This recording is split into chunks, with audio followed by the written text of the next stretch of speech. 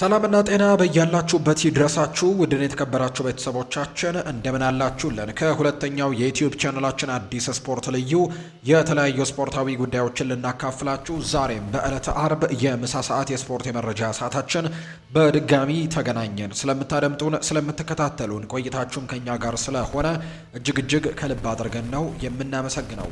በዛሬ ፕሮግራማችን የተለያዩ ስፖርታዊ ጉዳዮችን እናነሳለን። በተለይ ከዝውውር ጉዳዮች ጋር አያይዘን ሰፋ ያሉ ቆይታዎችን ነው ወደ እናንተ የምናደርሰው። ትልልቆቹን የአውሮፓ ክለቦች የተመለከቱ ዛሬ ከጠዋት ጀምሮ ሲሰሙ የነበሩ የዝውውር ጉዳዮችን እያነሳን ቆይታን እናደርጋለን። በቆይታችን የማንቸስተር ዩናይትድን፣ የአርሰናልን፣ የቼልሲን፣ የሊቨርፑል ሌሎችም የአውሮፓ ታላላቅ ክለቦችን የተመለከቱ የዝውውር ጉዳዮችን እያነሳን ቆይታን የምናደርግ ነው የሚሆነው።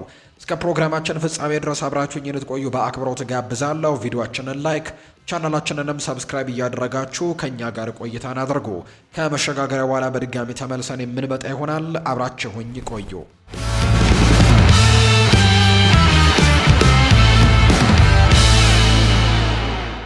ወደ ቀዳሚው መረጃችን እናምራ።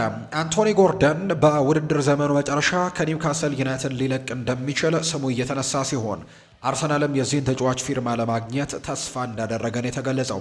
በተለይ ፉትቦል ትራንስፈር የተባለ የመረጃ ምንጭ እንደዘገበው ከሆነ አርሰናል በክረምት የተጫዋቾች የዝውውር መስኮት ለዚህ እንግሊዛዊ ኢንተርናሽናል ጥያቄ ለማቅረብም እቅዶች አሏቸው። ኒውካስል ተጫዋቹን መሸጥ ባይፈልግም ሚኬል አርቴታ ግን የአንቶኒ ጎርደን ፊርማንን ለማግኘት ቆርጦ መነሳቱ እየተነገረ ነው። አርሰናል የእንግሊዝ ተጫዋቾች ማዕከል ያደረገ ጠንካራ ቡድን ለመገንባት የሚያደርገውን ጥረትም ጎርደንን ሊያጠናክርለት ይችላል። አርሰናሎች በክንፍ መስመራቸው ላይ ተጨማሪ የፈጠራ ብቃትን የሚፈልጉ ሲሆን ጎርደን ለቡድኑ ግቦችን ይጨምራል። በተጨማሪም በአጥቂ መስመር መሃል ላይም የመጫወት ብቃት ያለው በመሆኑ በአጥቂ ክፍሉ ላይ ጥሩ አማራጮች ይኖረዋል ተብሎ ነው የሚታሰበው። የኒውካስል ዩናይትድ ኮከብ አርሰናልን የመቀላቀል እድልን ካገኘ በጣም አጓጊ ይሆናል። በአርሰናል ቤት ለሊግ ዋንጫ መወዳደርና በየዓመቱ በቻምፒየንስ ሊግ የመሳተፍ እድልም ይኖረዋል። ኒውካስል በበኩሉ ለወደፊቱ የሚሆን ጠንካራ ቡድን ለመገንባት የሚጥርበት በዚህ ሰዓትም አንዱን ምርጥ አጥቂውን መሸጥ ትልቅ ጉዳት ይሆንበታል። ክለቡ በአሁኑ ወቅትም በአጥቂ ክፍሉ ላይ እየተቸገረ ያለ ሲሆን በጎርደር ላይ ብቻ ጥገኛ ሆኖ እንደቆየን የተነገረው። ይህም የ25 ዓመት ተጫዋች ከሊቨርፑል ጋርም ስሙ እየተያዘ ይገኛል። በመጨረሻም የት እንደሚያርፍም ወደፊት የሚታይ ነው የሚሆነው። ተጫዋቹ በኳስ ሕይወቱ ምርጥ ዕድሜ ላይ የሚገኝ በመሆኑ ለዋንጫ በሚፋለም ትልልቅ ክለቦች ውስጥም ለመጫወት ቀጣዩን እርምጃ የሚወስድበት ትክክለኛው ጊዜ አሁን ሊሆን እንደሚችል ነው የተነገረው። ዝውውሩ ቀጥተኛና ቀላል የማይሆንበት ሲሆን አርሰናል ኒውካስልን ለማሳመን ከተለመደው በላይ ከፍተኛ ዋጋንም መክፈል ሊኖርበት እንደሚችል ነው የተነገረው። አንቶኒ ጎርደን በዚህ የውድድር ዘመን በሁሉም ውድድሮች 17 ግቦችን አስቆጥሮ 5 አመቻችቶ ማቀበል ችሏል። በተለይም በቻምፒየንስ ሊግ ባደረጋቸው 12 ጨዋታዎች 10 ግቦችን ማስቆጠሩ የሱ ድንቅ ብቃትን እንደሚያሳይ ነው መረጃዎች የወጡት። ሊቨርፑል በኢቲሃድ ስቴዲየም በማንቸስተር ሲቲ 4-0 ከተሸነፈ በኋላና በዚህ ሳምንትም እንዲሁ በአውሮፓ ቻምፒየንስ ሊግም በፓሪስ ሰን ዠርሜን ከተሸነፉ በኋላ ደጋፊዎች በአሰልጣኝ አርነ ስሎት ላይ ያላቸው ተቃውሞ ገንፍሎ ወጥተዋል። ደጋፊዎች አሰልጣኙ በአስቸኳይ ከኃላፊነታቸው እንዲነሱ በጽኑ እየጠየቁ ነው የሚገኙት። የኤፍኤ ካፕ የሩብ ፍጻሜ ውርደትም እንዲሁ ደግሞ ሃትሪክ የሰራበት የጨዋታ ሲሆን የፔፕ ጓርዲዮላ ቡድን ለ8ኛ ተከታታይ የውድድር ዘመን ወደ ግማሽ ፍጻሜ የተቀላቀለበት እንደነበር እናስታውሳለን። ለብዙዎች አሰልጣኝ አርነ ስሎት የመጀመሪያ የውድድር ዘመኑን ለመታደግ መጨረሻ እድሉ ተደርጎ ይታይ የነበረው የኤፍኤ ካፕ ዋንጫ የሱም ጨዋታ እንግዲህ ወደ ውርደት ተቀይሮበት ከውድድሩ ተሰናብተዋል። ከዓለም አቀፍ የጨዋታ እረፍት በፊት በብራይተን 2-1 ከተሸነፉ በኋላም ሲቀጣጠል የነበረው ስሎት ይውጣ የሚለው ስሜትም አሁንም ማንቸስተር ላይ በደረሰባቸው ሽንፈትና እንዲሁ ፓሪስ ላይ በደረሰባቸው ሌላኛው ሽንፈት ምክንያት መቆጣጠር ወደማይቻልበት ደረጃ እየደረሰ እንደሚገኝን የተነገረው። ማህበራዊ ሚዲያዎች በኔዘርላንዳዊው አሰልጣኝ ስንበትም ጥያቄዎች የተሞሉ ሲሆን በርካታ ደጋፊዎች ስቴቨን ጄራርድ በጊዜያዊነት ቡድኑን እንዲረከብም ፍላጎታቸውን እየገለጹ ነው።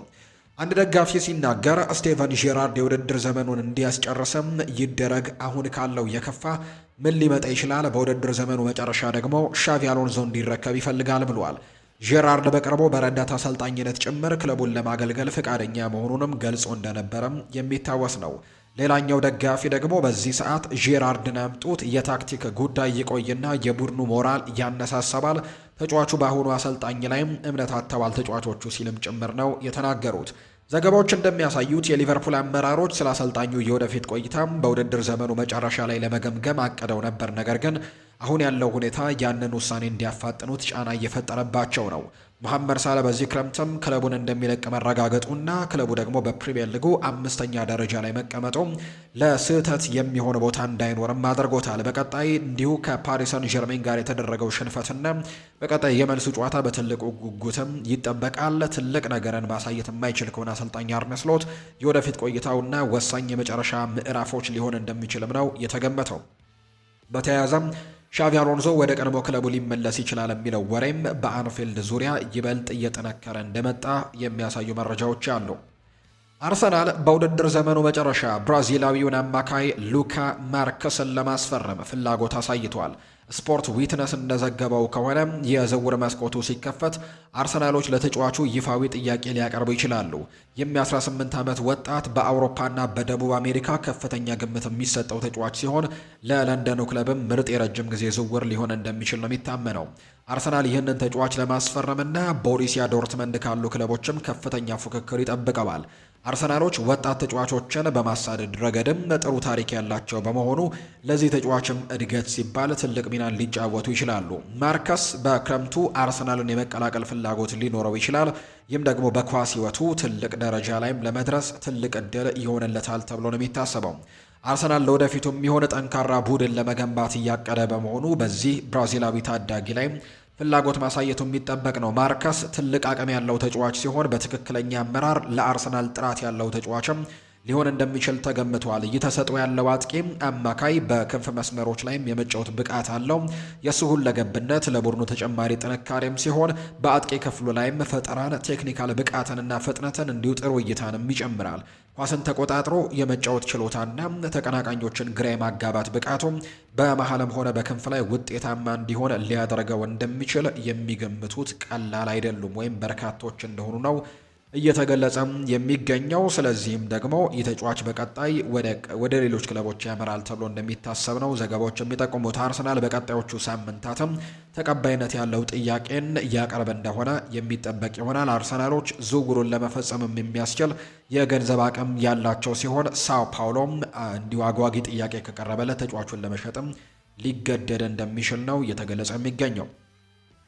ሊቨርፑል በውድድር ዘመኑ መጨረሻ ኒኮሎ ባሬላን ከኢንተር ሚላን ለማስፈረም ፍላጎት ካላቸው ክለቦች መካከል ስሙ እየተነሳ እንደሚገኝ ነው መረጃዎች የወጡት። ይህ የ29 ዓመቱ አማካይ በጣሊያን ሊግ አስደናቂ ብቃትን እያሳየ የሚገኝ ሲሆን ዝውውሩ ከ60 ሚሊዮን ዩሮ በላይ ሊጠይቅ ይችላል። ኢንተር ላይቭ የተባለው የመረጃ ምንጭ እንደዘገበው ከሆነ ሊቨርፑል ተጫዋቾቹን በመለወጥ ለጣሊያናዊ ኢንተርናሽናል የሚጠይቀውን ዋጋ ለመቀነስም አቅዷል።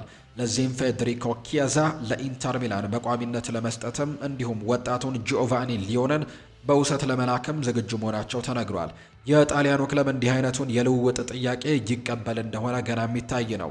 ኢንተር ሚላን በክንፍ መስመሩ ላይ ተጨማሪ ጥራት የሚፈልግ ሲሆን ፌዴሪኮ ኪያዛ ብቃቱንና በራስ መተማመኑን መልሶ ማግኘት የሚችል ከሆነ ለክለቡ ጠቃሚ መጠናከሪያ ሊሆን ይችላል።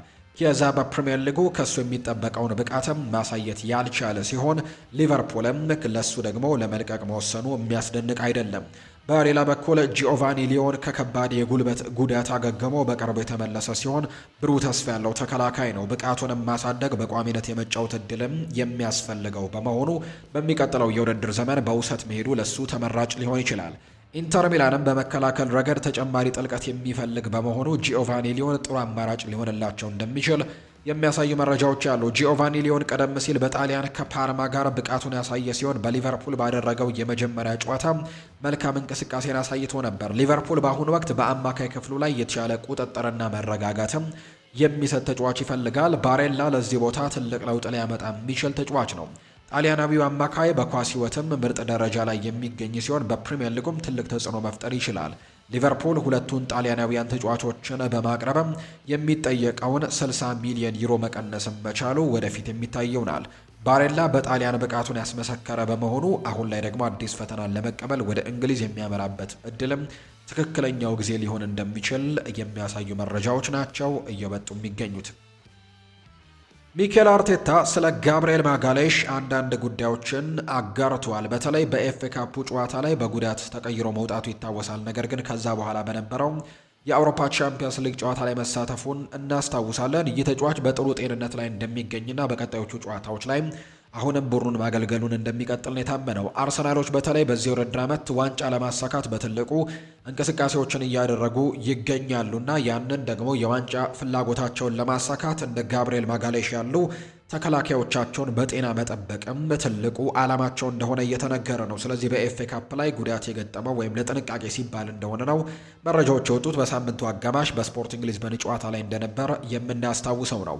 ከዚህ በኋላ ለሚደረጉ የተወዳጁ የእንግሊዝ ፕሪምየር ሊግ መርሃ ግብሮችና እንዲሁ በአውሮፓ ቻምፒየንስ ሊግ ለሚያደርጓቸው ጨዋታዎችም ይህ ተጫዋች አሁንም በወሳኝነቱ ይቀጥላል ተብሎ እንደሚታሰብ ነው ዘገባው የወጣው። የሮማው ግብ ጠባቂ ማይክል ሲቪላር በውድድር ዘመኑ መጨረሻ ከክለቡ ይለቃል ተብሎ ተገምቷል። ከጣሊያን የወጡ ዘገባዎች እንደሚያመለክቱት ቸልሲና ኒውካስል ዩናይትድ የ26 ዓመቱን ግብ ጠባቂ በክረምቱ የዝውውር መስኮት ለማስፈረም ፍላጎት አላቸው። ተጫዋቹ ወደ 50 ሚሊዮን ዩሮ ገደማ የሚያስወጣ ሲሆን ዝውውሩ ለሁለቱም የእንግሊዝ ክለቦችም ውድ ሊሆንባቸው ይችላል።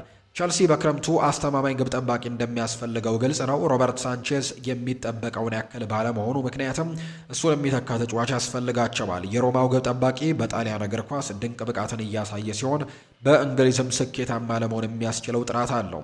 ተጫዋቹ ለስፔናዊው ግብ ጠባቂ ጥሩ ተተኪ ሊሆን እንደሚችል ተገልጿል። ሲቪላር በአውሮፓ ካሉ ምርጥ ግብ ጠባቂዎች አንደኛው ተብሎ ተወድሷል። በሌላ በኩል ኒውካስሎች ለኒክ ፖፕ ጥራት ያለው ምትክ ለማምጣትም እየፈለጉ ነው። የ26 ዓመቱ ግብ ጠባቂን ለማስፈረም ይፋዊ ጥያቄ ያቀርቡ እንደሆነ ወደፊት የሚታይ ይሆናል። ወደ ፕሪምየር ሊግ የመዛወር ዕድል ለተጫዋቹ አስደሳች ሊሆን ይችላል የተባለው የ50 ሚሊዮን ዩሮ ጥያቄ ሮማዎች ተጫዋቹን ይዘው እንዲቆዩ አስቸጋሪ ሊያደርግባቸው ይችላል። ሁለቱ ክለቦችም ይህንን ክፍያ ለመክፈል የገንዘብ አቅም አላቸው። ሲቪላር ከማንቸስተር ዩናይትድ እና ቶተንሃም ጋርም ስሙ ተያይዟል። ሲቪላር በሙያው ምርጥ ደረጃ ላይ የሚገኝበት ዕድሜ ላይ በመሆኑ የአዲስ ፈተናን ለመጀመርም ትክክለኛው ጊዜ ሊሆንለት ይችላል። በፕሪምየር ሊጉ ዘውትር መሰለፉ ብቃቱን ይበልጥ እንዲያሳድግም ይረዳዋል። በዦዜ ሞሪኖ ልዕለ ኃያልም ተብሎ ተጠርቷል። ቸልሲ በዓለም ላይ ካሉ ትልልቅ ክለቦች አንዱ በመሆኑ በቅርብ ጊዜ ውስጥም ለዋንጫዎች እንዲታገል እድል ሊሰጠው ይችላል። በሌላ በኩል ኒውካስል ትልቅ ዓላማ ያለው ፕሮጀክት ስላላቸው የሮማው ኮከብም እነሱን ለመቀላቀል ሊፈተን ይችላል ተብሎ ነው የሚታሰበው። ኒውካስል ዩናይትድ የፓልሜራሱን አጥቂ ኤድዋርዶን ለማስፈረም ፍላጎት አለው። የ16 ዓመቱ ወጣት የብራዚሉ ክለብ የታዳጊ ቡድን ተጫዋች ቢሆንም በደቡብ አሜሪካ ከፍተኛ ግምት የሚሰጠው ተጫዋች ነው።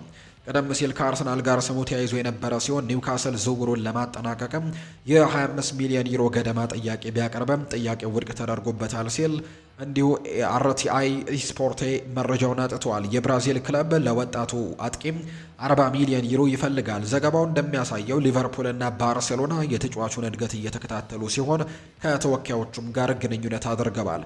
በከፍተኛ ደረጃ ራሱን ላረጋገጠ ተጫዋች ይህ ከፍተኛ የገንዘብ መጠን ነው። ኒውካስል ለሱ ሲልም ከፍተኛ ወጪን ለማውጣት ዝግጁ መሆኑን ማየቱ አስደሳች ያደርገዋል። ተጫዋቹ ለክለቡ የረጅም ጊዜ ኢንቨስትመንትም ሊሆን ይችላል። ይህ ተጫዋች በትክክለኛ አመራር ጥራት ያለው ተጫዋች ሆኖ የማደግ አቅም ያለው ሲሆን ወደፊትም ለወጣበት ዋጋም ተገቢ መሆኑን ሊያስመሰክር ይችላል። የ16 ዓመት ወጣት በሁለቱም መስመሮች መጫወት የሚችል የግራ መስመር አጥቂ ነው።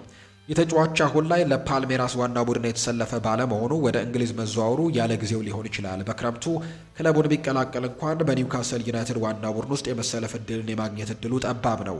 ለጊዜው በታዳጊዎች ደረጃ ዘውትር መጫወቱና እድገቱን መቀጠልም ይኖርበታል። ኒውካስል በክረምቱ የሚያስፈርመው ከሆነ ተወዳዳሪ በሆነ ደረጃ ዘውትር እንዲጫወት በውሰት ሊሰጠው ይገባል። ኒውካስል ዩናይትድ ምርጥ ተሰጥኦ ያላቸው የተባሉ ወጣቶችን ለማስፈረም ለወደፊቱ ለመገንባትም ማቀዱ የሚያስደስት ቢሆንም አሁን ላይ ግን ፈጣን ለውጥን ማምጣት በሚችሉ ተጫዋቾች ላይ መዋለ ንዋዮችን ማፍሰስ ይኖርባቸዋል። በዚህ የውድድር ዘመን የአጥቂ መስመራቸው ደካማ ሆኖ የታየ ሲሆን በክረምቱ ጥራት ያለው አጥቂን ማስፈረምም ለክለቡ ቀዳሚ ተግባር መሆኑ አይቀሬ ነው የተባለው። አርሰናል የሪያል ማድሪዱን ተከላካይ ቪክተር ቫልደፔናስን በውድድር ዘመኑ መጨረሻ ለማስፈረም ፍላጎት ያለው ሲሆን ከኤሲ ሚላን ጋርም ጠንካራ ፉክክር ይጠብቀዋል። የ19 ዓመቱ ወጣት በስፔን ከፍተኛ ግምት የሚሰጠውና ብሩህ ተስፋ ያለው ተጫዋች ነው። በሪያል ማድሪድ ባገኘው አጋጣሚ ሁሉ ድንቅ ብቃትን ያሳየ ሲሆን አርሰናልም በክረምት የተጫዋቾች የዝውውር መስኮት ከመከፈቱ በፊት ክትትሉን ቀጥሏል። ዲያሪዮ አስ የተባለው የመረጃ ምንጭ የስፔን የመረጃ ጋዜጣ እንደዘገበው ከሆነ አርሰናል ተጫዋቹን ለማስፈረም ከሚፎካከሩ ክለቦች መካከል አንደኛው ነው። በክረምቱ ይፋዊ የዝውውር ጥያቄን ያቀርቡ እንደሆነም ወደፊት የሚታይ ይሆናል። ተጫዋቹ 50 ሚሊዮን ዩሮ ገደማ ሊያስወጣ የሚችል ሲሆን አርሰናልም ይህንን የገንዘብ መጠን የመክፈል አቅም አለውን የተባለው። ይሁን እንጂ አርሰናሎች በእጃቸው በርካታ ጥራት ያላቸው ተከላካዮች ያሉ በመሆናቸው ለዚህ የ19 ዓመት ወጣት ላይም መዋለ ንዋዮችን ለማፍሰስ መወሰናቸው ሊያስደንቅ ይችላል። ተጫዋቹም ተሰጥኦ ያለውና ብሩህ ተስፋ ያለው ቢሆንም አርሰናል ዘወትር የመሰለፍ እድል ሊሰጠው ይችላል፣ ላይችልም ይሆናል ተብሎ ነው የሚታሰበው። ቫልደፔናስ ብቃቱን ይበልጥ ለማሳደግ አቅሙን ለማውጣት በዚህ የዕድሜ ክልልም ላይ ዘወትር የመሰለፍ እድልም ያስፈልገዋል። ወደ ትልቅ ክለብ አምርቶ ተቀያሪ ወንበር ላይ መቀመጥም ለእድገቱ እንቅፋት ሊሆን ይችላል ተብሎ ይታሰባል። በመሆኑም ዝውውሩም ለወጣቱ ተከላካይ ተመራጭ ላይሆን ይችላል። በተጨማሪም ሪያል ማድሪድ እንደሱ ያለ ጥራት ያለው ተሰጥኦን በቅርቡ መልቀቅ አይፈልግም። በመሆኑም በክረምቱ ወደ አርሰናል የሚደረገው ዝውውርም ለጊዜው ውስብስብ ይሆናል ተብሎ ነው የሚታሰበው። በሌላ በኩል ኤሲ ሚላንም ለወጣቱ ተከላካይ አስደሳች እድልን ይዞ የመጣ ሲሆን ክለቡ ዘወትር የመሰለፍ እድልን ሊሰጠው የሚችል ከመሆኑም በላይ ወጣት ተጫዋቾችን በማሳደግ ረገድም ኤሲ ሚላን በጣም ጥሩ ታሪኮች እንዳሉት ነው የሚነገረው። ኒውካስል ዩናይትድ የሪያል ማድሪዱን ወጣት ዲየጎ አጎዶን ለማስፈረም ፍላጎት እንዳለው ይፋ ተደርጓል። የ19 ዓመቱ ተከላካይ የበርካታ የአውሮፓ ክለቦችን ትኩረትም እንዲሁ የሳበ እንደሆነ የሚያሳዩ መረጃዎች ያሉ። ዲያሪዮ አስ የተባለው ጋዜጣ ይዞት በወጣው ዘገባ መሰረትም የፕሪሚየር ሊጉ ክለብ በክረምቱ የዝውውር መስኮት ተጫዋቹን የግሉ ለማድረግም ተስፋ አድርጓል። ክለቡ በተከላካይ ክፍሉ ላይ ተጨማሪ ጥራትና ጥልቀትም አማራጭ የሚፈልግ ሲሆን አጎዶም ለረጅም ጊዜ የሚያገለግል ፈረቃ ሊሆን እንደሚችል የተነገረው። ተጫዋቹ በመላው አውሮፓ ከፍተኛ ግምት የሚሰጠው ሲሆን ብሩህ ተስፋም ይጠብቀዋል። እድገቱን ለመቀጠልና አቅሙን ለማውጣትም ተወዳዳሪ በሆነ ደረጃ ዘውትር የመሰለፍ እድልም ያስፈልገዋል። ወደ ኒውካስል መዘወሩ ደግሞ ለእሱ አስደሳች እድል ሊሆንለት እንደሚችል ነው በርካቶች ግምቶቻቸውን እየሰጡ እንደሚገኝ መረጃዎች በትልቁ እየጠቆሙ እንደሚገኝ የተገለጸው። በመሆኑም በተጫዋቹ ኒውካስል ዩናይትድ ትልቅ ዓላማ ያለው ፕሮጀክት ያለው ሲሆን ለወደፊቱ ጠንካራ ቡድን ለመገንባት እየጣረም ይገኛል። ተሰጥኦ ባላቸው ወጣት ተጫዋቾች ላይ መዋለ ንዋዮችን ማፍሰስም ቡድኑን ለማሳደግ ዘላቂ መንገድ ነው። የ19 ዓመቱ ወጣት በመሃል ተከላካይ ወይም በመስመር ተከላካይነት መጫወት ይችላል። ይህም ለኒውካስል ተመራጭ ሁለገብ ተጫዋች ሊያደርገው ይችላል። ክለቡ በዚህ የውድድር ዘመን በተከላካይ ክፍሉ ላይ ክፍተቶች የታዩበት በመሆኑ በመከላከል ረገድ መሻሻል ይኖርበታል። ጥራት ባላቸው ተከላካዮች ላይ ኢንቨስት ማድረግ ብልህነት የተሞላበት ውሳኔ ይሆናል ተብሎ ነው የሚታሰበው። ሪያል ማድሪድ በዚህ የዕድሜ ክልል ለሚገኘው ወጣት ተከላካይም ዘወትር የመሰለፍ ዕድል ሊሰጠው ይችላል። በመሆኑም ክለቡን ለቆ መውጣቱ ለተጫዋቹ ተመራጭ ሊሆን ይችላል። አጎዶ በኒውካስል የተሻለ የመሰለፍ ዕድል ሊያገኝ የሚችል ሲሆን ይህም ደግሞ እድገቱን ይበልጥ እንዲያፋጥንለትም ይረዳዋል። በእንግሊዝ ዘወትር መጫወቱ ብቃቱን በፍጥነትም ሊያሳድግለት ይችላል። ኒውካስል የ19 ዓመቱን ተጫዋች ለማስፈረም ይፋዊ ጥያቄ ያቀርብ እንደሆነ ማየቱ አስደሳች ይሆናል። ተጫዋቹ ተጨባጭ የሆነ የዝውውር ጥያቄ ከቀረበለትም ሊሳብ እንደሚችል ነው በርካቶች የሚጠብቁት። አርሰናልና ሊቨርፑል የባርሴሎናውን ተከላካይ ሆነስ አሃኖን በውድድር ዘመኑ መጨረሻ ለማስፈረም እንቅስቃሴዎችን እያደረጉ ነው። የ18 ዓመት ወጣት በመላው አውሮፓ ከፍተኛ ግምት የሚሰጠው ሲሆን በርካታ ክለቦችም እድገቱን እየተከታተሉት ነው። ፉትቦል ዳታን እንደዘገበው ከሆነ ሁለቱ የፕሪሚየር ሊግ ክለቦች በክረምቱ የዝውውር መስኮት ተጫዋቹን የግላቸው ለማድረግ ተስፋ ያደረጉ ሲሆን ዝውውሩም 50 ሚሊዮን ዩሮ ገደማ ያስወጣል ተብሎ ነው የሚታሰበው። አሃኖ በመሃል ተከላካይነትም ሆነ በመስመር ተከላካይነት መጫወት የሚችል ሁለገብ አይነት ተጫዋች ነው። ከፍተኛ አቅም ያለው በመሆኑ በትክክለኛ አመራርም ለሊቨርፑል ወይም ለአርሰናል ቁልፍ ተጫዋች ሆኖ ሊያድግ ይችላል ተብሎ ይታሰባል። ሊቨርፑል በተከላካይ ክፍሉ ላይ ተጨማሪ ጥራትና ጥልቀትን የሚፈልግ በመሆኑ ግልጽ ነው። እንደ አሃኖ ያሉ ደግሞ ሁለገብ ተጫዋቾችን ማስፈረምም ምርጥ ኢንቨስትመንት ነው። ወጣቱ ተከላካይ በጣሊያኑ ክለብም ድንቅ ብቃትን እያሳየ የሚገኝ ሲሆን በዚህ የውድድር ዘመንም በሊጉ ከ1000 በላይ ደቂቃዎችም ለዋና ቡድን ተሰልፎ ተጫውተዋል። ማንቸስተር ዩናይትድም አሃኖን እየተከታተለው ነው የሚገኘው። በሌላ በኩል አርሰናል በበቂ ሁኔታ እየተገነባ የተከላካይ ክፍል ያለው በመሆኑ በዚህ ክረምትም ሌላ ተከላካይ ላይ መዋዕለ ንዋዮችን ለማፍሰስም ዝግጁ መሆናቸውን ማየቱ አስደሳች ይሆናል። የ18 ዓመቱ ወጣት ዘወትር የመሰለፍ ዕድል ሊሰጠው የሚችል ክለብ ውስጥ መካተት ይኖርበታል። አርሰናል በዓለም ላይ ካሉ ትልልቅ ክለቦች አንዱና ጠንካራ ቢሆንም ለወጣቱ ተከላካይ ዘወትር የመጫወት እድልም ላይሰጠው ይችላል። በትልቅ ክለብ ውስጥም ተቀያሪ ወንበር ላይ መቀመጥ ለእድገቱ እንቅፋት ይሆናል። ምናልባትም ወደ ሊቨርፑል መዘዋወሩ ለሱ ተመራጭ ሊሆን ይችላል። ሊቨርፑል ኢብራሂማ ኮናቴ ኮንትራቱን ሲያጠናቀቅም በክረምቱ ሊያጣው ይችላል። ጆ ጎሜዝም ከክለቡ ይለቃል ተብሎ እየተወራ ይገኛል። አሃኖ ለሚቀጥለው የውድድር ዘመንም ጠቃሚ አማራጭ ሊሆን እንደሚችል ነው የተገመተው። ውድና የተከበራችሁ ቤተሰቦቻችን ከሁለተኛው የዩቲዩብ ቻናላችን አዲስ ስፖርት ልዩ ለዛሬ ያዝንላችሁ አዳዲስ ስፖርታዊ ጉዳዮቻችን እነዚህን ነው የሚመስሉት። ስላደመጣችሁን፣ ስለተከታተላችሁን ቆይታችሁም ከኛ ጋር ስለነበር እጅግ ከልብ አድርገን እናመሰግናለን። ፉአድ ባህሩ ይህንን ፕሮግራም እየመራው ከእናንተ ጋር ቆይታን አድርጌ ያለው። በቀጣይ ፕሮግራሞቻችን ሌሎች ስፖርታዊ ጉዳዮችን ይዘን እንመጣለን። መልካም ጊዜ ይሁንላችሁ።